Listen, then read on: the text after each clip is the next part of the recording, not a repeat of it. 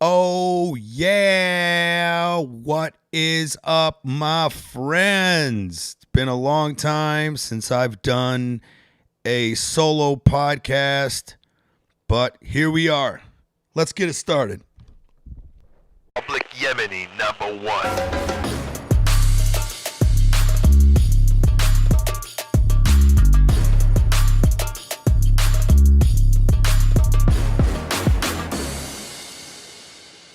What's up, everybody? Welcome to the Public Yemeni #1 podcast, sponsored by my ass. I should probably try to find some sponsors. What up, Bolty? What up, Jason? What's cracking, brothers? Or they, thems, or whatever the fuck you guys are. Yeah, we're friends, bro. What do you mean, Jason? Oh, now we're friends? All right, fine. Acquaintances. You happy? You want to get technical about shit? Let's get technical about it. You know? Well, it's been a while since I've done this. The solo podcast. It's been nice to have guests on, more often. I prefer having guests on because, doing these podcasts by myself is sometimes not that easy, you know? Sometimes it's like, fuck, man, I gotta talk by myself, not be able to bounce stuff off of each other. But we've had some fun guests, man. Brandon Bricks was fun, dude. I like Brandon Bricks. If you guys are on the interwebs, you should follow him. He's a Diabetes the Second. That motherfucker fat as fuck. But follow his ass, because Diabetes the Second is definitely somebody you should look out for, man. I love that guy. Anytime I work with Brandon Bricks, man, it's always a good time. And even having him on the podcast was fun too, man. I kind of want to get him on again because we were just doing dumb shit. And then we came up with the trash bar segment, What's up, Yusuf and Robbie? What's cracking, guys? Thanks for showing up. Couple of things I kind of wanted to talk about today. First, kind of wanted to recap my week, man. It's been kind of interesting, to be honest. Well, not that interesting. But I guess, Hollywood interesting, if you will. I haven't really been going on the road much because I've been focusing on gaining more traction in Los Angeles because I've just been going on the road a lot, man. And so then recently I've been definitely hanging out in LA a lot more, trying to do more shows out here. And there's a comedy show called the Roosevelt Comedy, run by a guy named Max, who saw me at the House of Comedy in Phoenix, loved me, and then said, hey, man, I do shows in LA too. You should come do the show. And it's great. It's like one of those swanky Hollywood type shows, and then it comes with an after party, man. It's always got beautiful women there, man. So that's always fun. But then he hit me up and told me that he was throwing another party, and I'm just gonna show you some pictures from it. I went out as the devil, and that's my go-to costume for Halloween. Like if I don't have any ideas of what I'm gonna do, which is most Halloweens, all I do is I put on a suit. I put on these white eyes, and I put on these giant-ass fucking devil horns, and it really creeps people out. And then I did stand-up in that outfit, which was a fucking big mistake. It was a big mistake. Like, that's the last time I'm ever doing stand-up in a costume, especially a costume that's the devil version of me. Because, it was barely any of my jokes worked because you were only expecting the devil to talk shit instead of some Arab guy who thinks he's the devil, But this was a super Hollywood party, bro. It was, we performed in the beginning. The pre-party was for the Playboy Mansion staff. So I guess the people who work the Playboy Mansion was there an hour before, and it was just a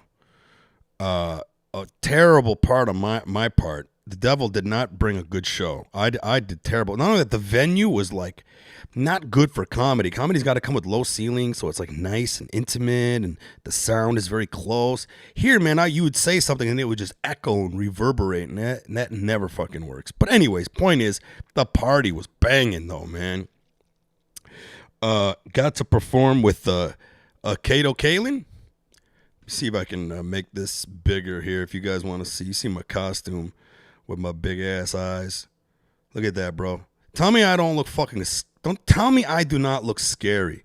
Now, if you guys don't know who Kato is is one of the witnesses of the O.J. Simpson trial. He was one of the guys that got on the stand and, you know, basically thinks that O.J. is guilty. He's a celebrity. He did some stand-up, some time. And, you know, he was a nice guy, man. I really like Kato. He was fucking really just chipper and fun and just a happy dude. I think I was coming down with a cold that night, man, and I think I'm starting to fight it off right now. And what really makes me mad is you go to a banging ass Hollywood party like this, and then you're not feeling 100%, and it's just like, fuck, man. You know, and I'm like at that age now where I'm not, if I don't feel 100%, dude, I don't care how many Playboy models are around me. I'm like, get the fuck away from me, bro.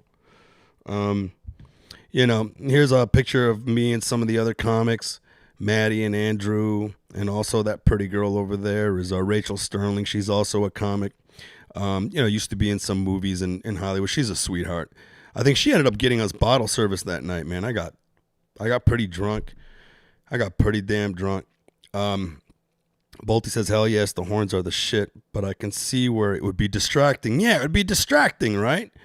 I mean, the thing that made me mad the most, man, was just that I was not in the mood to party. Remember the last time I did this solo podcast? I told you guys about the time I was at Phoenix, and then I had to like really woo this hot girl. Finally took her home, but how hard it was because she was a troublemaker and like trying to dance with other guys, and then another guy tried to take her away from me, and I almost got into a fight, but then I had to like really flex to make sure I could take her home. I did not have that energy this night, bro. The Devil did not come with that energy, bro. Like, that was my party to win over, and I didn't do shit, bro. I didn't. I like left the party semi-early, like around midnight, and instead went and hung out at some house party that a bunch of other comics were throwing, you know, which was not as exciting. But I don't know, I was just in the mood. I was in the mood to hang out with some fun people, you know what I mean? And not to say that the club wasn't fun, it was just overwhelming. But guys, you would be so disappointed in me. The amount of beautiful women that were at this freaking place, dude. I got video. Well, I mean, I don't have it queued up right now, but I have video where I pan the thing, and then it's so stupid. Like, I didn't realize until the next morning how many bitches were in there, bro. Like, when I looked at the video, I was like, the ratio is like 10-1. It's like 10 hot girls to every one frumpy dude. It was an amazing party. It was a damn good time. Here's some more pictures. Let me see. Not that one. Yeah, there's Rachel and her friend. I think that was her friend. I met that girl that night, Leah. Dude, it was just it really was a very Hollywood-esque party. Oh, this is a funny comedian, Jennifer Sturger. You know, and my buddy Maddie. Yeah, you know, and the other comics were smart not to fucking wear a costume. Because I was just like, you know, I knew it was a costume party, but next time if I get sent to a costume party to do comedy, I am not wearing a costume, dude. Holy shit. You took the self-inflicted, what did you say? Oh, Jason says, sounds like a venue and party I'm not allowed into. Yeah, well, I don't know about all that, dude. You know. Those Hollywood parties are kind of, you really got to be in the mood for it, man. Because sometimes I'm not in the mood for the fakery of Hollywood. You know, like, ooh, the pictures, and ooh, we got to take a picture in front of this backdrop that has the name of the company that's throwing the party, and then there was some guy there that had a microphone and he was interviewing people. So then it was like very paparazzi-esque, you know, and I still don't understand that. I never understand what it's like or why everybody like wants to live that paparazzi lifestyle of, hey, let's get in front of this thing, and then a whole bunch of cameras were taking pictures of us. Some of them might have been from Getty Images, whatever the fuck that means. Then they had some guy on there with a camera interviewing people, and I don't even know who he was. Like, was it for a TV show, or was it like literally when you throw a party in Hollywood, you got to sort of like have those elements at the party to make it feel like a Hollywood party? Does that make sense? It almost felt like I was going through a fake TMZ type of situation where like, oh, you're in Hollywood? Oh, you ain't shit, right? Like, nobody knows you. You really wish people knew you and took pictures of you and stuff. Well, come to this party, and then we get to go through the motions and act like you're a fucking celebrity. That's what it fucking felt like. And yeah, it's just that there's parts of that type of like Hollywood party atmosphere that I don't know, man. There's days where I'm just like, I'm not down for this. I want to hang out with some real people, you know. But sometimes I am in the mood for that. Sometimes I'm like, yo, let's do this shit, man. Let's be fake for a night and have fun.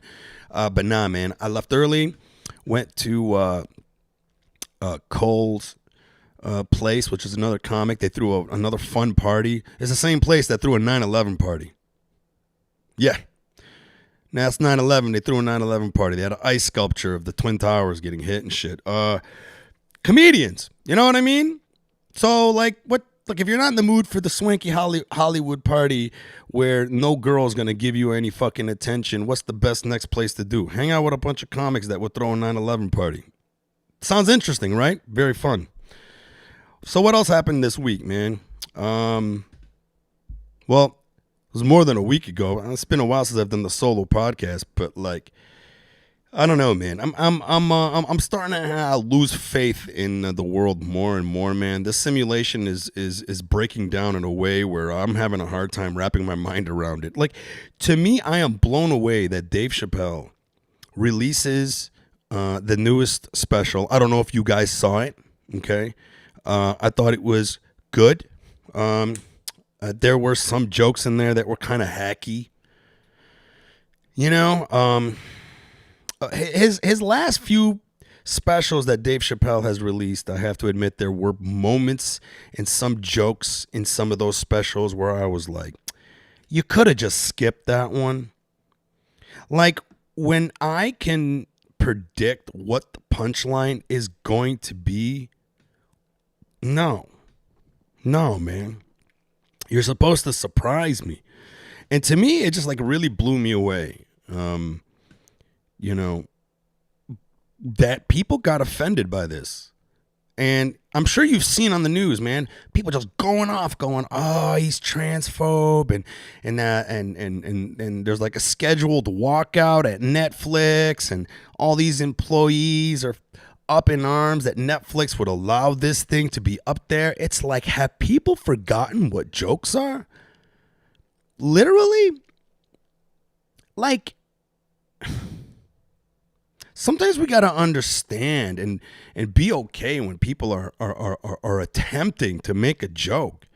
I don't know how many people have like said like off color, like type of Middle Eastern type things.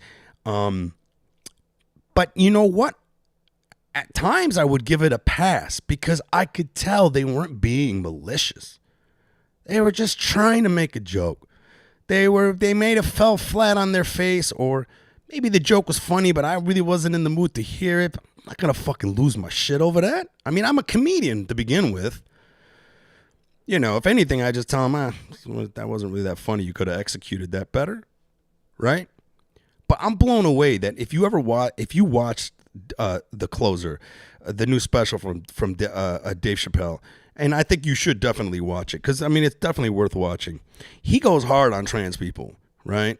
And he makes some fucking jokes. He goes hard in the paint, especially nowadays where anything makes people offended. Long story short, he, at the end of it, spoiler alert, he tells a tragic but lovely story about his trans comedian friend who defended him throughout his career whenever he would make jokes about trans people. You know, this comic would go out there and tell people, hey, yo, you know, he's joking. I know Dave. He's not a transphobe. I know him on a personal level, right? And he ends this special with him talking about this friend of his who defended him and then ended up getting hatred from the trans community, so much hatred that they ended up killing themselves. Okay? I'm blown away. I'm blown away that you still have people, these trans advocates, just coming the fuck out and still acting like he didn't end it that way. I don't know, man. I'm literally fucking constantly every day blown away by how manipulative people are. Not how dumb, because these people are not dumb. Nobody is dumb enough to really feel that Dave Chappelle hates trans people. He's said it multiple times. He's telling jokes. And then at the end of saying some terrible things about trans people, for the sake of fucking getting us to laugh, he ends it in such a beautiful way about his one trans friend. You know, that was there for him. And that a community of trans people forced this person to feel like they should kill themselves. Blown away, bro. There's no fucking hope. There is no hope, man. Like, I'm like blown away. And the thing is like, I wish like we could get like some expert that could just come out there and be like, yo, these people that are saying this shit, they just want attention. That's all it is. You know, I think you have these trans activists, and I'm not trying to say that they shouldn't be doing what they're doing, or they shouldn't be, or that like trans people don't need respect and more attention to their plight, because, you know, there's a lot of trans people that are like being disrespected and violently hurt for being trans, and you know, these things are the things that we need to like pay attention to, right? But that doesn't mean that we can't joke around about it. Like, I think specific groups will try to get together at certain points, and they will just try to gain power, whatever those groups are, whether they are Jewish people trying to scream against anti-Semitism, gay people trying to get gay rights, trans people trying to get trans rights, Chinese people trying to get people to stop hating them, you know, for driving. But I mean, I just think that like, in the end, man, all it is just people trying to get attention on their cause, and they'll do whatever they can to keep that attention on their cause. So even though someone like you will walk up to an activist and be like, yo, he just said he doesn't hate trans people, they don't want to hear that because it doesn't help their cause. And you know, there's a part of me that kind of is like, are we that stupid as a whole? Or are we allowing the dumb people to really write the narrative? And the thing is they'll keep saying the dumbest fucking shit too. Like, you'll tell them straight the fuck up, yo man, the sky is blue. Nope, it's red. And they just keep saying that over and over and over again until sooner or later we all agree that blue is now red. I don't know. I'm literally blown away by that, you know. And I'm glad that Dave Chappelle is saying fuck you to those people, you know. The thing that I don't like, hold on. The thing that I don't like right now in terms of what Dave Chappelle has transitioned into is that he's no longer as funny as he once was. But at the same time, it's important, you know. It's important that we need someone like him to release videos every once in a while where he's not really telling jokes, where he's really laying it down, and telling the truth.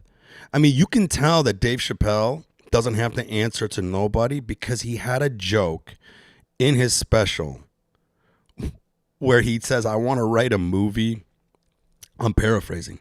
He goes, I want to write a movie that I want to pitch. Okay. And he goes, it's about these, an ancient civilization of people that used to live on the planet Earth.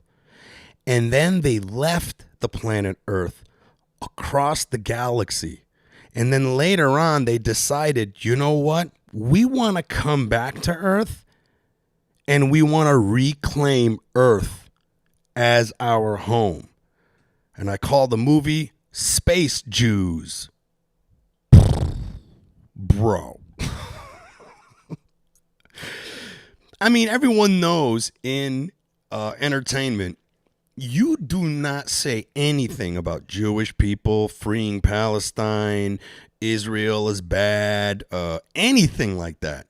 If you stick up for the Palestinians, man, some people, just like those trans advocates, will break your neck for basically saying you're anti-Semitic, and then now you're like cornered going, wait a minute, how am I anti-Semitic when Arabs are Semites? Please explain that shit. How is it anti-Semitic to be like, hey, one of these Semites is being oppressed from another group of Semites? But when you point out the fact that the ones that have no military are getting it up the ass, now you're anti-Semitic. And to me, it's like, it's great that Dave is at that level where he can say those things. Because if another comic that really needed Hollywood's backing to succeed, basically a comic that doesn't have the clout that someone like Dave Chappelle does, there's no way that joke would ever fly. I mean, Dave Chappelle has reached such a untouchable level that the guy is allowed to smoke indoors in fucking states where you break the fire code for doing that. That's the level of gangster he's at right now. And it seems, as of right now, he's uncancelable. And I hope it stays that way. The only thing that I do want to see is I want to see him get back to being tight and funny like he used to. I think he's been so forced to be on stage and talking about all kinds of things so often that it doesn't really seem like he has like an urgency to do tight, real tight jokes. And I don't know, maybe that's the best approach so that you can like create more specials. Whereas someone like me, I want my first special to be airtight. This is my first special, you know? Or is it like hard to sustain writing tight jokes like that and releasing 2 specials a year? Because that's another thing. You know, are we releasing comedy specials too soon? Back in the day, man, guys would release a special every 3 to 4 years. And, you know, these guys would release specials. And for the time, it's like, yo, man, this stuff is airtight. Now these motherfuckers are releasing specials trying to cash in on this whole Netflix thing. And it seems like the specials are getting a little looser, you know? And then that's the one thing that I'm really looking forward to seeing is if we get more Dave Chappelle, if he starts really tightening it up. Apparently this last special might be his last one, but who knows? If any of you guys are, let me go look at the thing right here. Hey, Tarek, what's cracking? Jason Bacon says he's taking the Carlin path, which is fitting because he is our generation's Carlin. True, but you have to admit though, George Carlin still, Carlin, was releasing fucking specials every year, right? But even then, there was something about Carlin that was a little bit more, how do you say, tight, rehearsed, well thought out. You got to understand, man. I mean, like, even I'm here in Hollywood, Dave Chappelle will crash the Comedy Store, and I've been to a couple of these where, Dave would come to the Comedy Store unannounced, and then that was it, dude. If you were a comedian and you were supposed to be performing that night, you're not. He bumped you. Usually, like, a big comic will come in and bump a smaller comic out of the way, and typically a bump is either the worst is you won't perform that night, but usually it's just, you were supposed to go next, but now Dave Chappelle or this other guy's gonna come, and then when he gets off, you go on after them, and then as a younger comic, now you got your work cut out for you because you just have to follow a veteran killer who probably just cleansed the room, raised the bar on what is funny, and good luck getting up there following that. But when Dave Chappelle bumps you, he bumps the entire fucking night, bro. He gets there and he'll be on stage for 3 hours. I was at the Comedy Store the last time he crashed it. He went into the main room. He bumped Brian Holtzman, who usually like closes the night. Bumped Brian Holtzman. Did 3 hours in the main room. 3 fucking hours. I sat through the whole thing.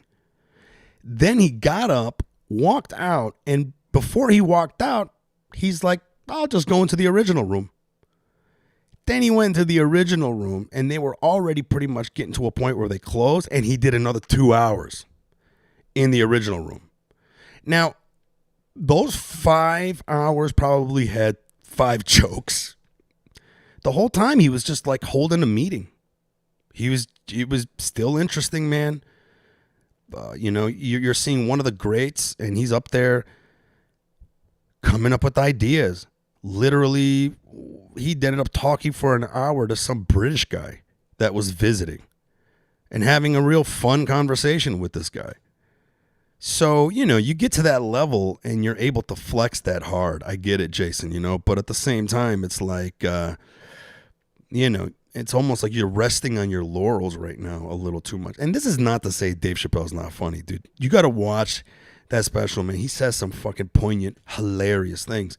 But, when you see younger comics doing it and stuff, especially, now you see this, we get this tightness, this like, bam, in, out, joke, laugh, move on to the next thing. And there's something about that that's great too. And I don't know. I just feel like it would be really nice to see Dave Chappelle go back to something very tight again. But let's move on.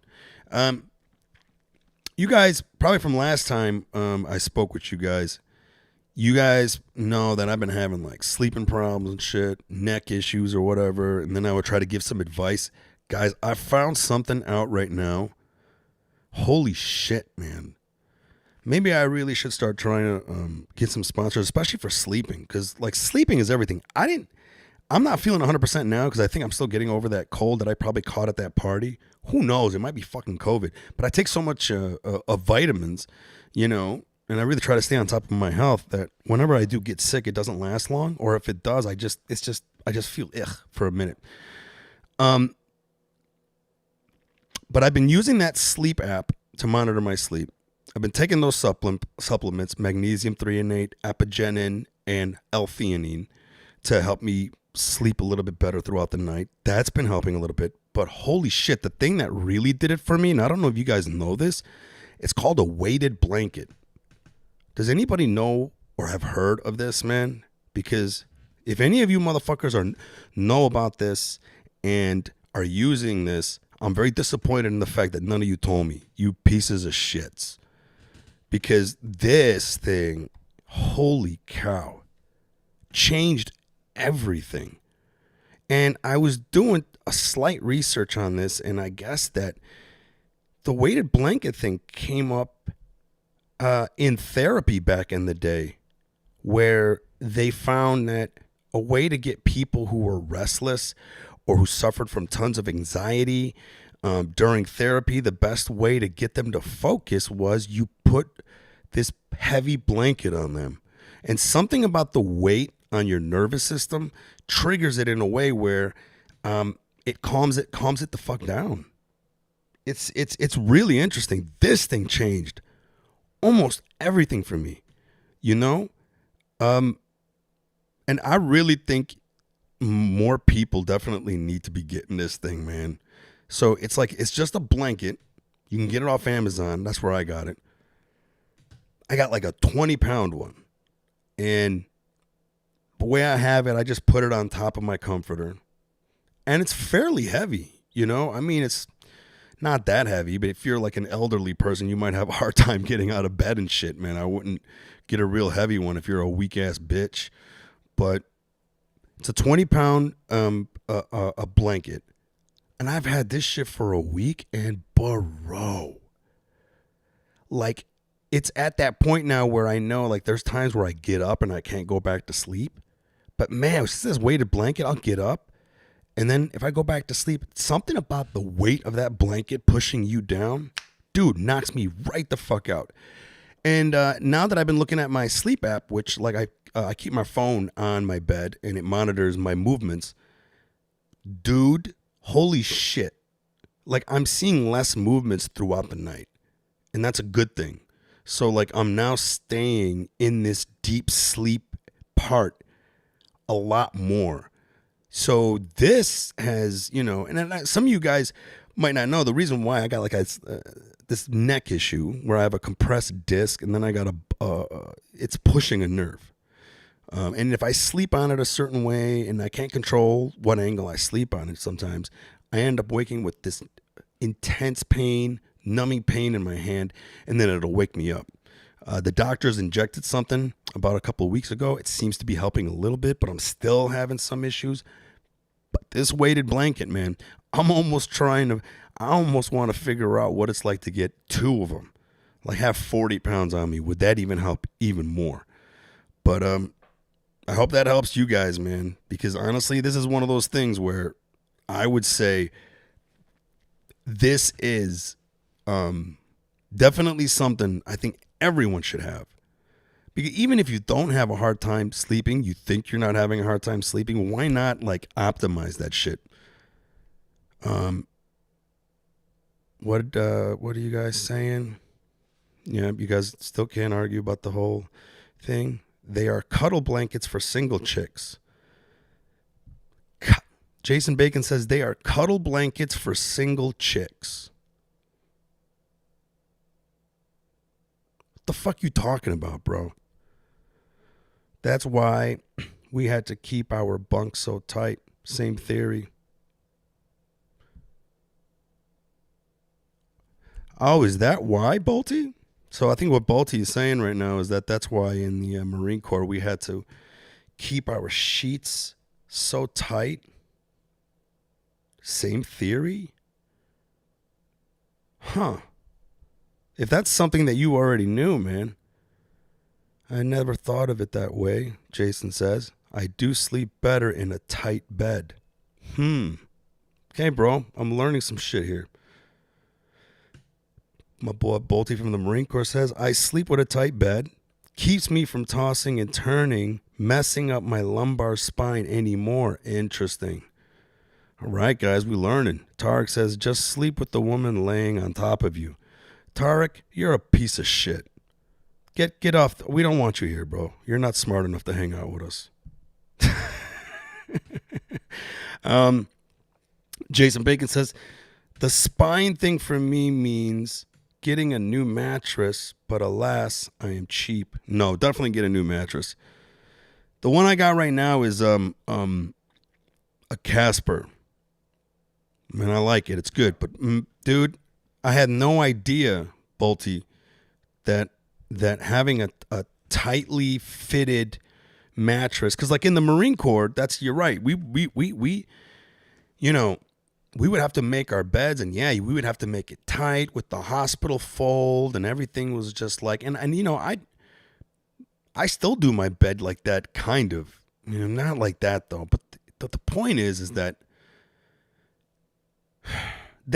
there's no way you're gonna expect a tightly folded bed sheet to keep you down, man. Fuck all that noise.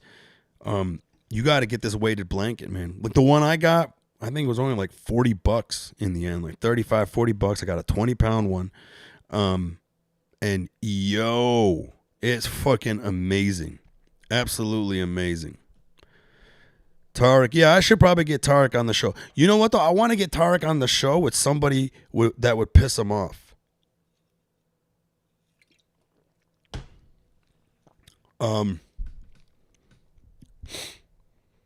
Not piss him off, but like, you know, one of these, some of these other podcasts, you know, I want to invite someone that I've had on the podcast before, but then also pair them with someone else that I know is going to spark debate or, you know, have some fun.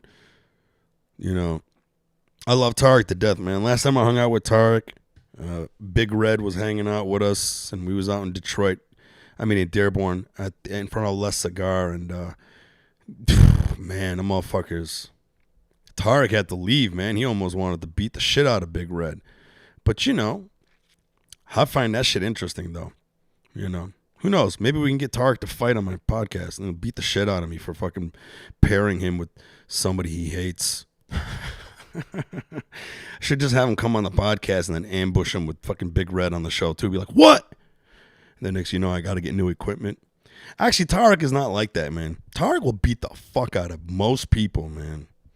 But he's not about that, man. That guy he's a good guy, man. I love Tarek to death. Before I let you go, I want to talk about, man, I'm at that point now where I'm starting to think that maybe I should be a doctor. I swear to God. Like, there are some fucking, like, I yesterday, man, I was like so pissed off, man.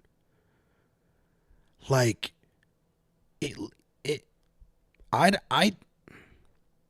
like, I'm talking about who the fuck allows some of these people to be doctors, bro?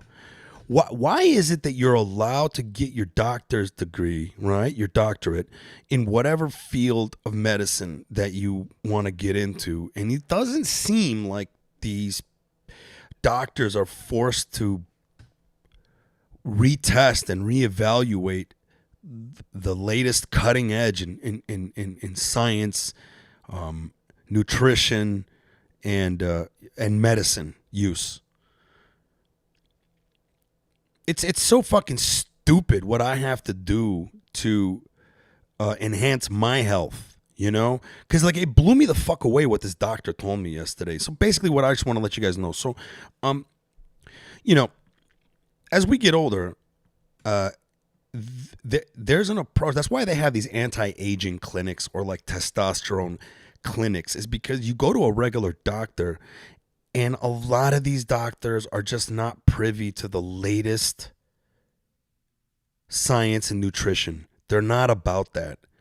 And I think like also the system forces them to be too careful. They don't want to get sued. They don't want to whatever, you know? But that's not the case with this doctor that I saw yesterday, man. So I belong to an HMO, and so my point is, I have for like the past 4 years been on hormone replacement therapy. I've been on testosterone replacement therapy, right? And then I do other anti-aging things like, of course, vitamins. But then I also take metformin. Some of you guys might have heard me talk about that. You know, metformin is a diabetes drug that I think Bolte also takes that to keep his blood sugar down. But I don't have diabetes, but I still take it because they're finding out that it reduces cell death, right? So effectively, it's slowing the aging process. Why not? So I take metformin.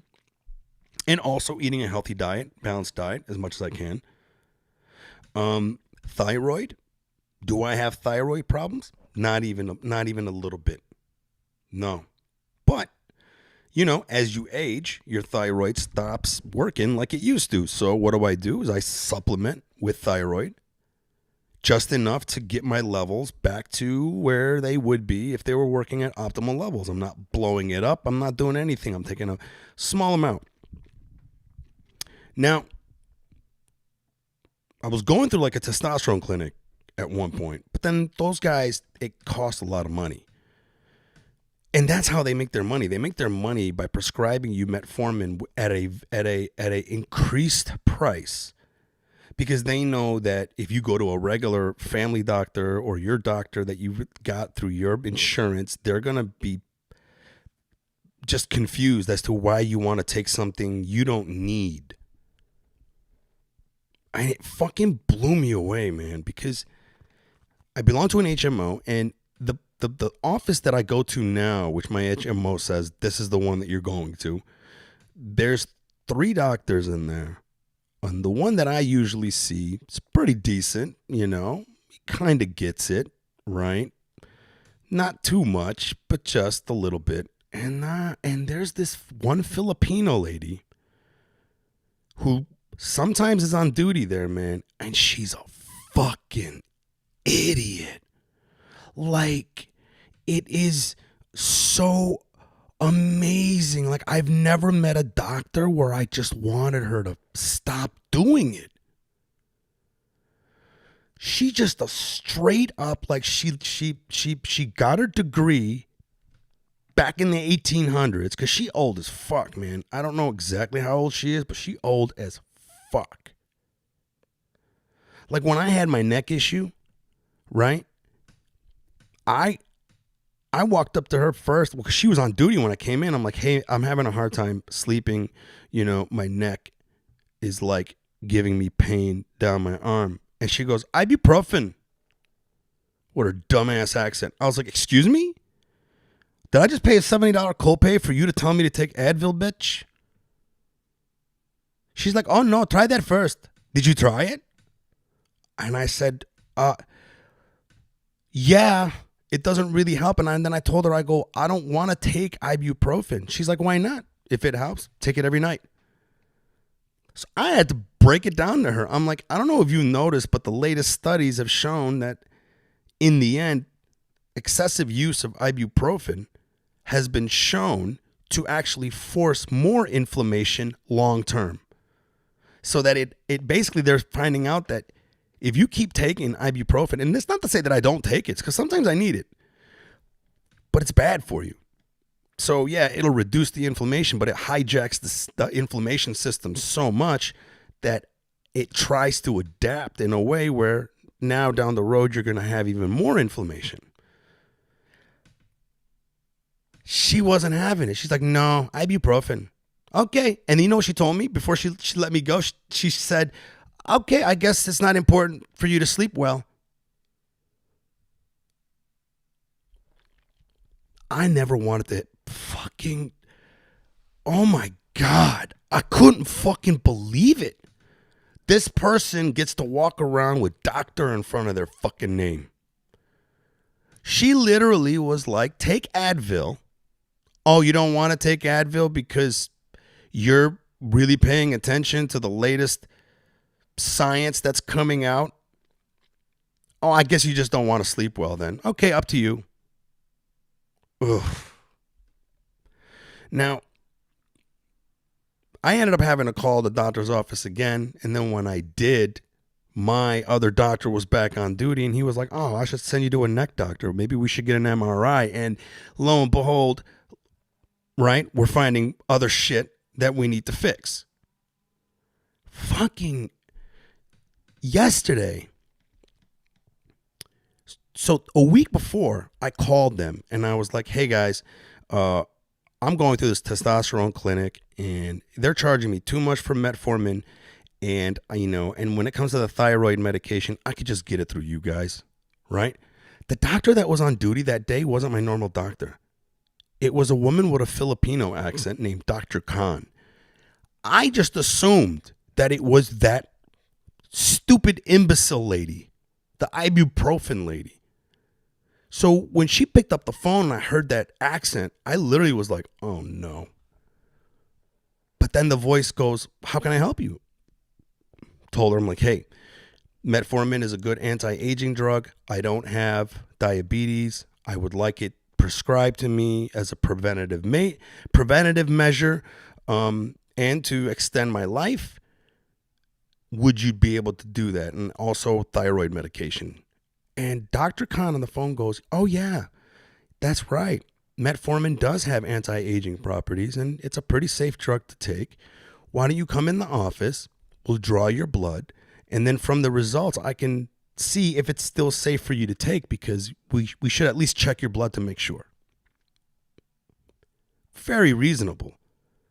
This whole time I thought it was that dumb ibuprofen doctor. I was like, did she just get smart all of a sudden? Then I went yesterday and some doctor gave me the physical, took my vitals. I needed the physical anyway, the whole ear test, eye test. Bro, my eyes are on fleek. I got better than 20/20 vision. 2013, bro. I could be a fighter pilot. Did all the fucking tests and whatever. Then I sat there and that nurse practitioner was like, can I help you with anything? And is there anything else? I'm like, yeah. I just wanted to talk to the doctor to make sure that she knows what we talked about before, that we're doing this blood test to see if it's safe for me to take metformin and thyroid. As soon as I said metformin and thyroid, the nurse practitioner was like, what? Metformin? Oh, okay. Okay. But do you have diabetes? No, I just told you I don't have diabetes. I want to take it as a anti-aging thing. And she was like, and what? Oh my God. Okay, let me talk to the doctor. I'll be right back. And she's gone. Like, it's like these doctors, they paint by the numbers. They don't even have like any critical thinking skills. Like, you give them something that makes them go, wait a minute. No, I can only give you this drug if you're sick. So get sick first. And then maybe we can throw this safe ass drug your way. So then she goes and gets this Filipino. Oh my God. It has nothing to do with Filipinos, mind you. She might not even be Filipino. She could be like Mexican. No idea. But I think she was Filipino. But that's not the point. The point is, I don't even know her name. This is how much I hate this woman. And when she came into the place, I literally saw her face and I could just feel this stress because I was already there for 45 minutes. Everything was running really slow because they had students in there. So now not only are they guinea pigging with my ass, but they got students that they got to like train that are like interns or medical interns or whatever the fuck. So I'm fasted, mind you. I haven't eaten all day. It's almost fucking noon. Been there for 45 minutes. Still haven't gotten my blood drawn. And this lady comes walking in. Well, what do you need metformin for? You don't have diabetes? And I was just like, oh my God, it's the ibuprofen bitch. And in my head, I was still under the impression that she was the one I talked to on the phone. Just because of the same accent. And I remember just telling her, I'm like, we just talked about this on the phone. She's like, no, we didn't talk about that on the phone. I would never give you metformin. You need to get diabetes first. That's what she said. You have to get diabetes first. Shut the fuck up. What the fuck does that mean? Guys, I'm sorry for getting like really pissed off right now. I cannot even wrap my mind around that. You're a doctor. You haven't even heard of using metformin as a preventative measure? And then when I told her I take it for anti-aging, she was like, you can't do that. I was like, what are you talking about? Just one Google search will pull up 1 million PubMed studies where they constantly keep showing time and time again that it slows down aging, that it fortifies every cell's mitochondria, increasing your defenses. And this lady literally is telling me, you have to get diabetes first.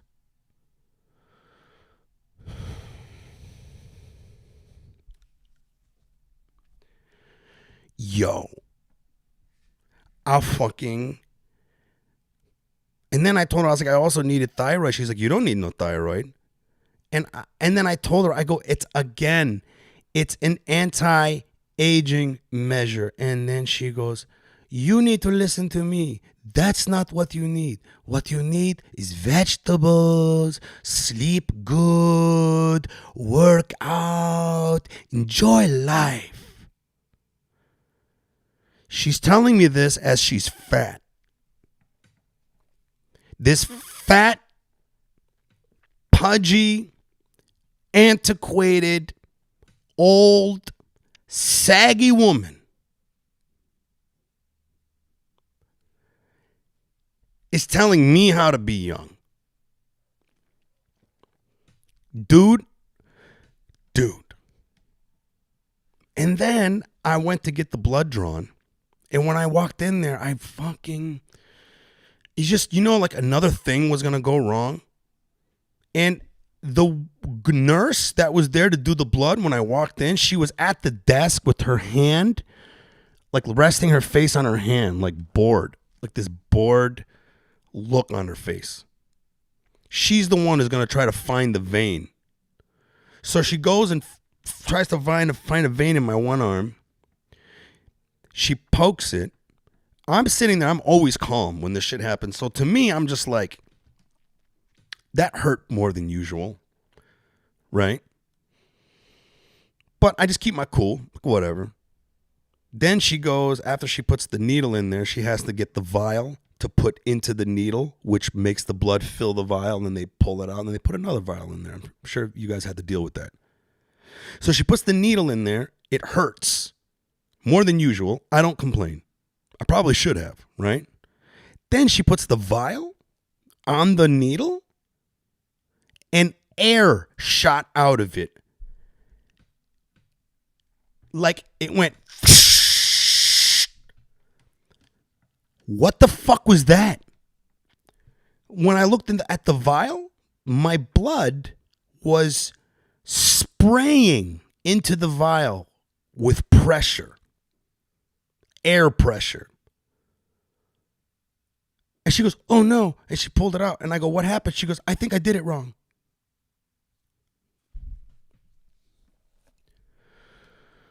I need to burn this hospital down, bro.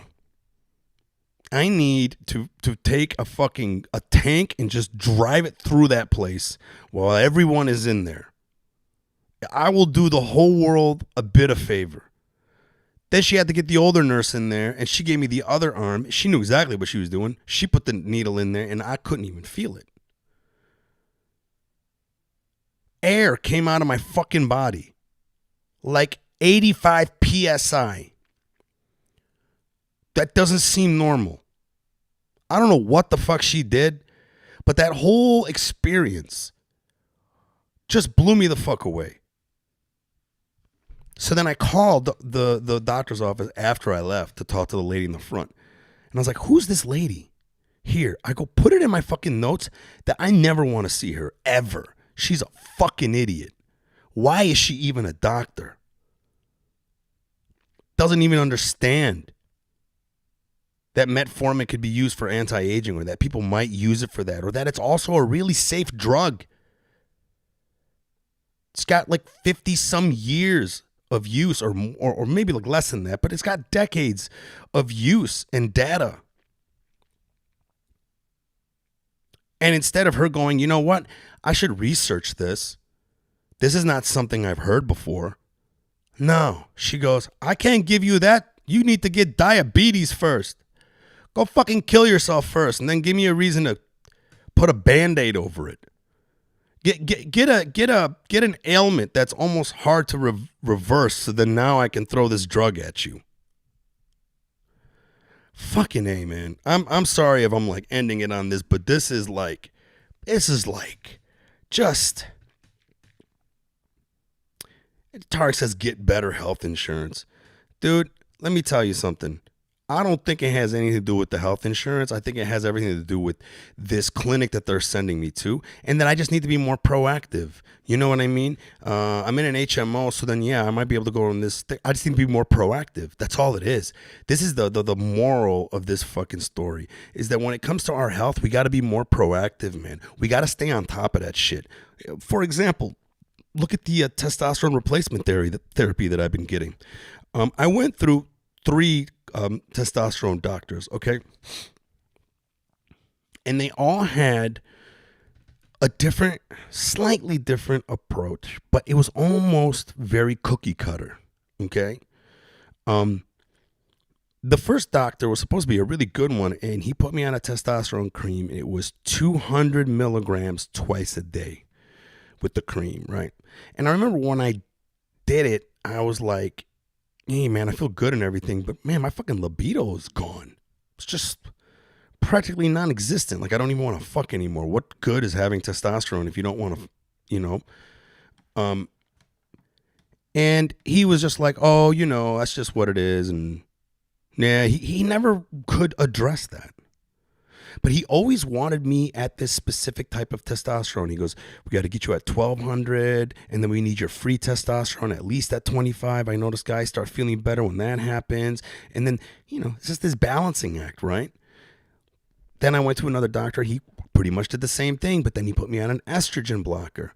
The estrogen blocker kind of helped a little bit with some of those symptoms, right? But I didn't like taking an estrogen blocker because I heard those are not too healthy to take, you know? I had to figure it out on my own. You know what it was? I just had to scale down the dose. I ended up paying for my own blood work. I went against what the doctor said, and I just decided to lower the dose, right? I decided to lower the dose to half at first, I remember. And as soon as I did that, everything started feeling better. All those dumb symptoms were gone. Sex drive was back. Like, in the mindset of these doctors, they're like, no, you got to hit this number, and that's when your boner works. It's like, everyone's different, man. That's why I'm saying, I really think, like, when you work with the doctor, you have to work with your doctor, man. Like, you have to force yourself to stay on top of and educate yourself about how your body works, because I think all too much they make us do shit that they think that it works for everyone, but that's just not the case, you know. But anyways, I did get proactive. I called the clinic and I told them, I was like, yo, that doctor's a fucking imbecile. I don't ever want to see her again. I don't care if she fills in for anyone. You got to let me know if she's there, because I'm not coming in there. She's a waste of time. And no, they told me that it was this other doctor, Dr. Khan. And now I'm going to follow this doctor, because I think she might be out in Long Beach. It's like an hour away. I'll fucking change my clinic to wherever the fuck she is, man. Because finding those doctors is priceless. Because the other doctor that I had before was this Indian guy. You know how he got me to lose weight? He told me that my cholesterol was too high. I was like, I know, my cholesterol is always high. And then he goes, yeah, but you know, it's not really healthy to have it that high. And, you know, you really should try to lose some weight. He goes, because if you don't lose weight, it will compromise your boners. I was like, say that again? You're saying I'm going to be fucking up my hard-ons. Yep, you will compromise your boners. I'm sure you don't want that to happen now, do you?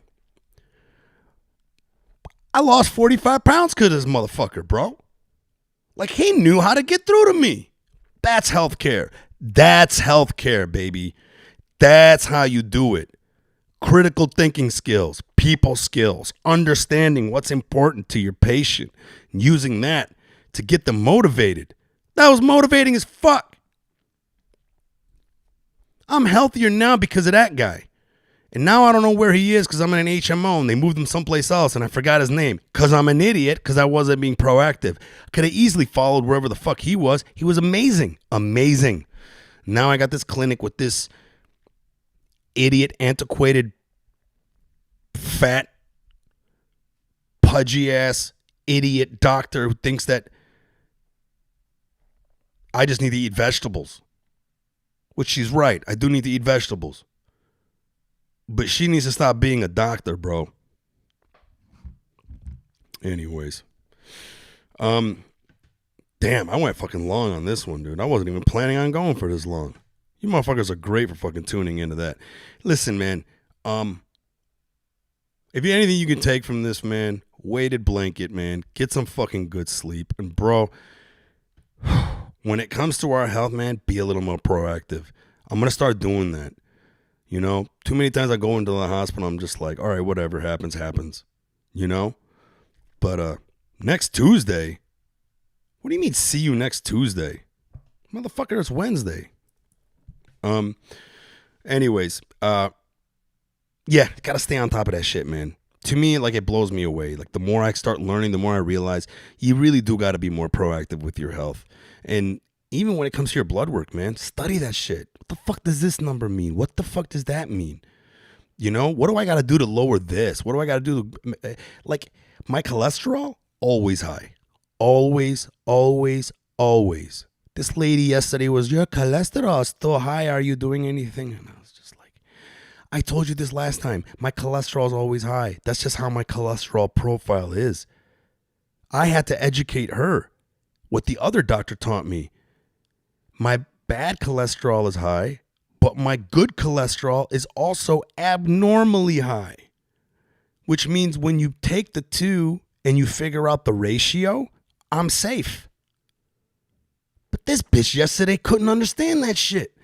She's trying to fucking throw cholesterol medication at me. She saw my blood work and be like, can I won't give you metformin because I don't understand that anti-aging shit. You got to get diabetes first. I'll give you metformin if you get diabetes first. So go get diabetes, come back, and I'll get you metformin. In the meantime, your cholesterol is really high. I think you're sick. I'm going to throw this fucking... No, bitch. The ratio says I'm fine. Get the fuck away from me. Imagine how many people's health she's fucking up right now. This dumb idiot. So yeah, man, be more proactive. I'm doing that more and more. Even like just recently, calling the doctor's office, going, "Who's this doctor? I don't want to deal with her." And who are the other doctors that work here? And who's this Dr. Khan person? Oh, they're just filling in. Well, this is the first person I called when I called this place that actually understands what the fuck is going on. I couldn't believe this doctor literally was like, "Oh yeah, metformin's great for anti-aging. Let's see what we can do." And then I get this fucking other frumpy fat bitch. You need vegetables. You don't need to work out. And anyways, I'm mad. It's okay. I think I feel better now. Guys, keep it together. That's actually advice to me. I ain't lying, man. This is one of those days where I kind of wish we lived in a fucking cartoon, like a Looney Tunes cartoon, right? Where I can just drop an anvil on that doctor, right? And then after the commercial break, she'll come back after like walking away flat. Or just like launch a rocket launcher into that building. That's why I like the game Grand Theft Auto. I think I'm going to fire that up right now. It's been a minute. It's one of my favorite things to do in Grand Theft Auto is just blow up the entire city. It makes me feel so good. I remember back in the day,